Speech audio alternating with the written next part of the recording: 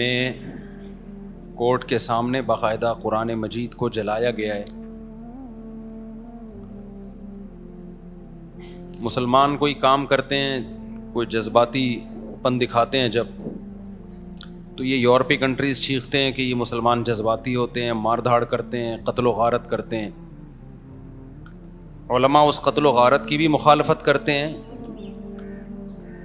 لیکن جو چیز فساد کا ذریعہ بنتی ہے, مسلمانوں کے جذبات برانگیختہ کرنے کا ذریعہ بنتی ہے, وہ چیز بھی غلط ہے. دیکھو اسلام نے حکم دیا وَلَا تَسُبُّوا الَّذِينَ يَدْعُونَ مِن دُونِ اللَّهِ فَيَسُبُّوا اللَّهَ عَدْوًا بِغَيْرِ علم, کہ تم ان کے جھوٹے خداؤں کو برا بلا مت کہو, ورنہ یہ بھی تمہارے خدا کو برا بلا کہیں گے. حالانکہ اسلام ان کے خداؤں کو جھوٹا کہہ کے بھی کہہ رہا ہے کہ ان کو برا بلا مت کہو. قرآن میں الحم سے لے کے والناس تک کتنی جگہ بت پرستی کی مخالفت ہے کہ بتوں کی عبادت مت کرو, لیکن پھر بھی قرآن کہہ رہا ہے اس طرح سے رد مت کرو کہ یہ تمہارے خدا کو برا کہیں. تو آپ بتائیے, جو مذہب کسی دوسرے مذہب کا مذاق اڑانے کی اجازت نہیں دے رہا, اس کے باطل ہونے کے باوجود کہہ رہا ہے اس طرح سے رد مت کرو کہ وہ تمہارے خدا کو یا رسول کو برا بلا کہنا شروع کر دیں, تو وہ مذہب کتنا پیسفل ہوگا اور وہ کتنا لوگوں کے جذبات کا خیال کر رہا ہے. اور ان لوگوں کو آپ دیکھیں کہ آزادی کے نام پہ, ہیومن رائٹس کے نام پہ کس طرح مسلمانوں کے جذبات سے کھیل رہے ہیں. ہم یہ مانتے ہیں کہ یہ قرآن کس کی کتاب ہے؟ اللہ کی کتاب. تو جس خدا کو ہم اللہ مان رہے ہیں اور کریٹر مان رہے ہیں اور ہمارے ایمان کا حصہ ہے, اس پہ ہم جان دینے کے لیے تیار ہیں, تو ہم یہ برداشت کر لیں گے کہ اس خدا کے کلام کو ہماری نظروں کے سامنے جلایا جائے؟ یہ برداشت کر لیں گے ہم کیا؟ یہ کوئی جھوٹے مذہب کا ماننے والا تو برداشت کر لے گا جس کو اپنی کتاب کے اللہ کی کتاب ہونے کا یقین نہ ہو. اس کی میں آپ کو ایک مثال دیتا ہوں. دیکھو کوئی شخص آپ کے سامنے آپ کے باپ کو مار پیٹ رہا ہو اور آپ چپ کھڑے ہوئے تماشا دیکھ رہے ہیں, تو لوگ کیا کہیں گے؟ یا تو یہ آدمی بالکل بے غیرت ہے, غیرت ہے ہی نہیں اس میں, یا یہ کنفیوژن میں ہے کہ یہ اس کا باپ ہے بھی یا نہیں ہے. ایسا ہی ہے نا کہ پتہ نہیں, ہو سکتا ہے یہ میرے والد نہ ہو, ان کی شکل کا کوئی آدمی ہو, اور میں خام میں اس جنگ میں کود پڑوں اور یہ بعد میں پتہ چلا کہ یہ میرے ابا نہیں ہے. ہم اگر کنفیوژن میں ہوتے ہیں نا کہ یہ کتاب قرآن اللہ کی ہے یا نہیں ہے, تو ہمارے جذبات مشتعل نہ ہوتے. کہ میرے بھائی, ہمیں چڑھتے سورج کی طرح اہل اسلام کو, اہل ایمان کو یقین ہے کہ یہ کلام کس کا کلام ہے؟ اللہ کا. اور محمد صلی اللہ علیہ وسلم کس کے پیغمبر ہیں؟ اللہ کے. اور یہ دلائل کی دنیا میں ہم اس کے قائل ہیں, کیونکہ ہم نے تو اسلام میں پیدا ہوئے ہیں, ہم نے تو اسلام کو اپنی آنکھوں سے دیکھا ہے. یورپین کو کیا پتا اسلام کیا ہے؟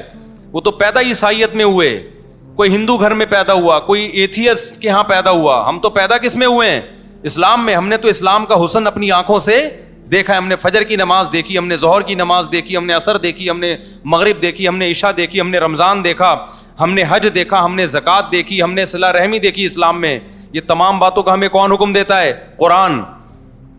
تو قرآن کی صداقت, لا تقربوا مال الیتیم, یتیم کے مال کے قریب بھی مت پھٹکو, یہ 1400 سال پہلے کون کہہ رہا ہے؟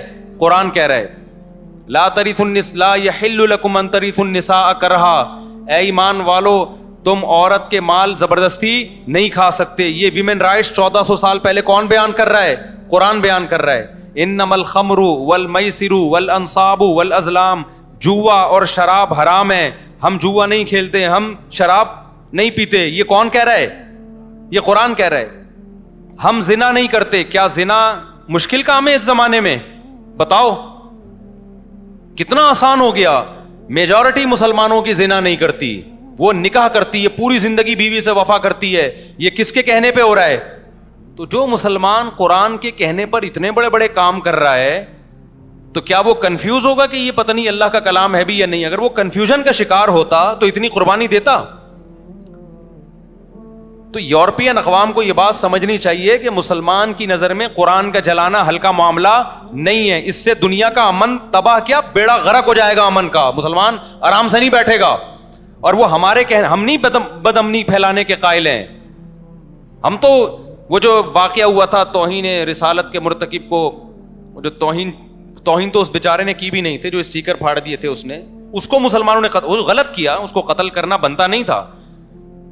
لیکن جیسے یہاں جذباتی لوگ ہیں, ہم ان کو جذباتیت سے روک رہے ہیں کہ دنیا میں بدامنی مت پھیلاؤ, تو یہ یورپین اقوام کی بھی ذمہ داری بنتی ہے کہ اس جذباتیت پہ آپ بھی کیا کریں, کنٹرول کریں, ورنہ نہ معاملہ ہمارے ہاتھ میں رہے گا نہ آپ کے ہاتھ میں رہے گا.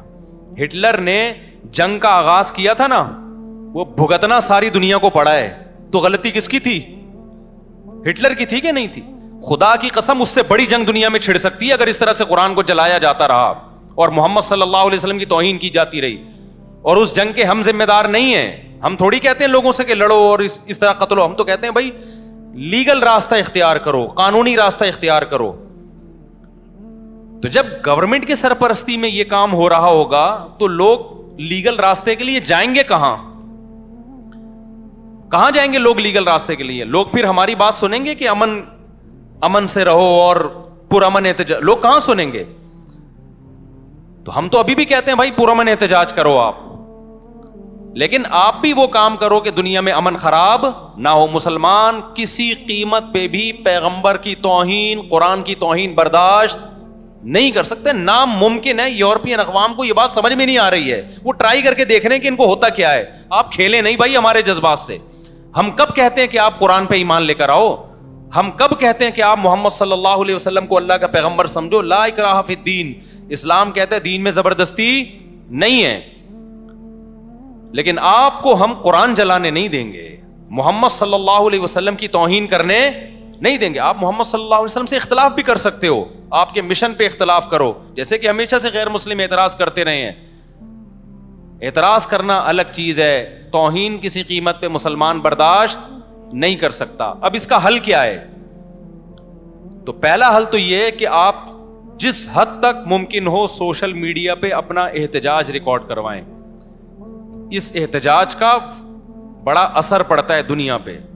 وہ جب دیکھتے ہیں نا کہ سارے چپ کر کے خاموش بیٹھے ہوئے ہیں, تو وہ سمجھتے ہیں کہ مسلمانوں میں غیرت آہستہ آہستہ کیا ہو رہی ہے, ختم. جس حد تک بھرپور آپ احتجاج ریکارڈ کروا سکتے ہیں آپ ریکارڈ کروائیں.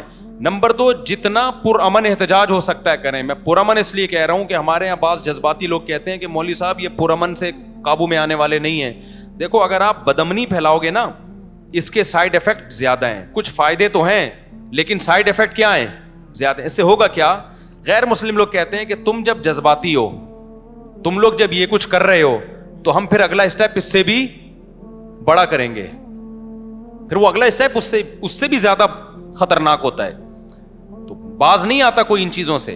تو آپ احتجاج کریں پرامن, لیکن اس کا جو اس کام کو جو صحیح معنی میں کنٹرول کر سکتے ہیں نا, وہ مسلم حکمران کر سکتے ہیں. ماضی میں عمران خان نے, سابق وزیر اعظم نے آواز اٹھائی تھی, اس سے زیادہ پرزور آواز ہمارے وزیر اعظم صاحب کو چاہیے کہ وہ اس پہ اٹھائیں. وزیر خارجہ کو چاہیے آواز اٹھائے, سویڈن کے وزیر خارجہ سے ملے, وہ اس کے سفیر سے ملے. وہ سعودی عرب کو چاہیے احتجاج کرے, UAE کو چاہیے احتجاج کرے, مصر کو چاہیے احتجاج کرے. دنیا کے جب سارے اسلامی کنٹریز کے سربراہان سویڈن پہ دباؤ ڈالیں گے, تو سویڈن کی گورنمنٹ اس عمل سے روکنے کے لیے قانون سازی کرے گی, اور جس شخص نے یہ کام کیا اس کو پکڑ کے سزا دے گی. وہ اس سے مسلمانوں کے جذبات ٹھنڈے ہوں گے. تو آپ پر بھی لازم ہے کہ آپ اپنے حکمرانوں پہ دباؤ ڈالیں, کیونکہ حکومتی لیول پہ جو کام کیا جاتا ہے وہ آرگنائزڈ ہوتا ہے, وہ تمیز سے کام ہوتا ہے, اور اس کا اثر زیادہ ہوتا ہے. عوام جب اپنے طور پہ توڑ پھوڑ, مار دھار, قتل و غارت شروع کرتی ہے, اس کے فائدے کم ہوتے ہیں, سائیڈ افیکٹ اس کے بہت خطرناک ہوتے ہیں, بہت گھناؤنے نتائج ہوتے ہیں اس کے. تو اس لیے اپنے حکمرانوں پہ بھی سوشل میڈیا پہ دباؤ ڈالیں کہ بھائی آپ آواز کیوں نہیں اٹھا رہے. ہمارے سفیر کو چاہیے آواز اٹھائے, سویڈن کے سفیر سے ملے, دباؤ ڈالا جائے, یونائٹڈ نیشن میں اس مسئلے کو اٹھایا جائے کہ ہماری نظر میں یہ مسئلہ ہلکا نہیں ہے. دیکھیں, پوری دنیا میں چند اصول ایسے ہیں جن کو ساری دنیا مانتی ہے. یونائٹڈ نیشن مانتی ہے ان قوانین کو, یعنی بناتی ہے اس کے لیے, ان اصولوں کے لیے قوانین. وہ کیا ہے کہ دنیا میں بدامنی اور نقض امن کوئی بھی برداشت نہیں کرتا. کسی کے, دیکھو یوٹیوب کی پالیسی ہے, ہم جب قربانی کے جانور ذبح کرتے ہیں, آپ ولاگ بنائیں, لیکن جانور ذبح کرتے ہوئے آپ یوٹیوب پہ نہیں ڈال سکتے. کیوں؟ وہ کہتے ہیں بھائی غیر مسلم کو یہ عمل پسند, وہ جانور کو تڑپتا نہیں دیکھ سکتے, خون نکل رہا ہے, ٹھیک ہے ان کی پالیسی ہے بھائی. تو ہم بھی کہتے ہیں یار اگر آپ کو پسند نہیں ہے تو ہم اس لا کو کیا کریں گے, کیونکہ یہ قربانی تو ہمارا گھر کا مسئلہ ہے نا, ہم پوری دنیا کو تھوڑی دکھائیں گے اس کے بھائی ہم جانور ذبح کر رہے ہیں, ان کو تکلیف ہو رہی ہے تو ہم نہیں دکھائیں گے آپ کو. ایک جگہ سارے غیر مسلم بیٹھے ہوئے ہیں, آپ اونچی آواز سے اذان دے رہے ہیں اور وہ کہتے ہیں ہمیں نہیں سننی, تو شریعت بھی کیا کہتی ہے بھائی انہوں نے تھوڑی نماز پڑھنی ہے, نماز تو آپ نے پڑھنی ہے نا, تو آپ مسلمانوں کے لیے اذان دیں, ان کو پسند نہیں ہے تو آپ کیا کریں گے, خاموشی اختیار کریں گے آپ یا آہستہ آواز میں اذان دیں گے آپ. تو جب آپ کا اپنا کنٹری ہے, آپ کا اپنا ملک ہے تو ٹھیک ہے, پھر آپ جیسے چاہیں چلیں, لیکن جب دوسرے کا ملک ہے, دوسرے کا کنٹری ہے, تو آپ کو اس کے لا کو فالو کرنا پڑے گا. تو یہاں بھی ایسا ہی ہے کہ ہم جب یہ کہتے ہیں کہ بھائی ہم گائے ذبح کر کے یوٹیوب پہ نہیں ڈال رہے, فیس بک پہ نہیں ڈال رہے, دوسروں کے جذبات کو کیا ہوتی ہے, ٹھیس پہنچتی ہے, اور ہم یوٹیوب کے اس قانون پہ احتجاج بھی نہیں کر رہے, ہم کہتے ہیں بھائی ٹھیک ہے آپ نے قانون بنایا سارے انسانوں کو سامنے رکھ کے تو ہمیں فالو کریں گے. تو جب اتنے سے جذبات کو ٹھیس پہنچانے کی اجازت نہیں ہے کہ جی اس کو گائے ذبح ہوتا پسند نہیں ہے, تو آپ 1 ارب مسلمانوں کے, 1 ارب سے زیادہ مسلمانوں کے جذبات گائے ذبح ہونے سے کسی غیر مسلم کو اتنی ڈپریشن نہیں ہوگی. نبی صلی اللہ علیہ وسلم کی توہین اور قرآن کی توہین سے 1 ارب سے زیادہ انسان ہیں جن کے جذبات صرف مجروح نہیں ہوتے, بے پناہ مجروح ہوتے ہیں.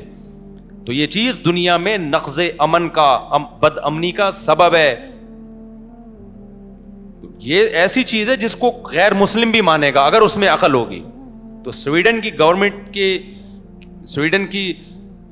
گورنمنٹ کو پر لازم ہے کہ وہ فوراً, جیسے انہوں نے کیا تھا, نیوزی لینڈ نے کیا تھا نا, چند مسلمان قتل ہو گئے تھے, تو کیسے مسلمانوں کا دل جیت لیا نیوزی لینڈ کی گورنمنٹ نے, کتنا پروٹوکول دیا مسلمانوں کو کہ ایک دہشت گرد نے گھس کے مسجد میں چند مسلمانوں کو قتل کیا. اب میں دنیا میں جہاں بھی جاتا ہوں, نیوزی لینڈ کے اس واقعے پر ساری دنیا کے مسلمان نیوزی لینڈ گورنمنٹ کو سپورٹ کرتے ہیں اور تعریف کرتے ہیں, یار نیوزی لینڈ گورنمنٹ نے ہمارے دل جیت لیے.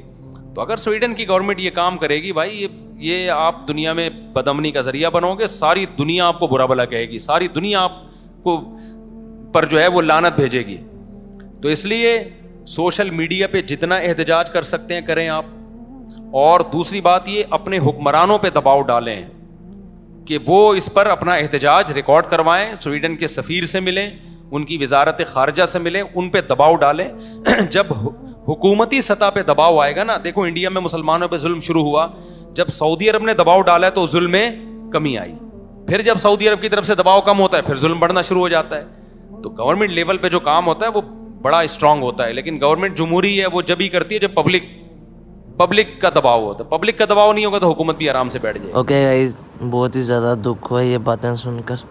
مزید اسی طرح کی ویڈیو دیکھنے کے لیے ہمارے چینل کو سبسکرائب کر دیں, بیل آئیکن کو نہیں دبایا ہوا تو بیل آئیکن کو دبا لیں تاکہ ہماری ہر آنے والی ویڈیو سب سے پہلے آپ تک پہنچ رہے. ملتے ہیں بہت جلد ایک نئی ویڈیو میں, اپنا بہت سارا خیال رکھیے گا.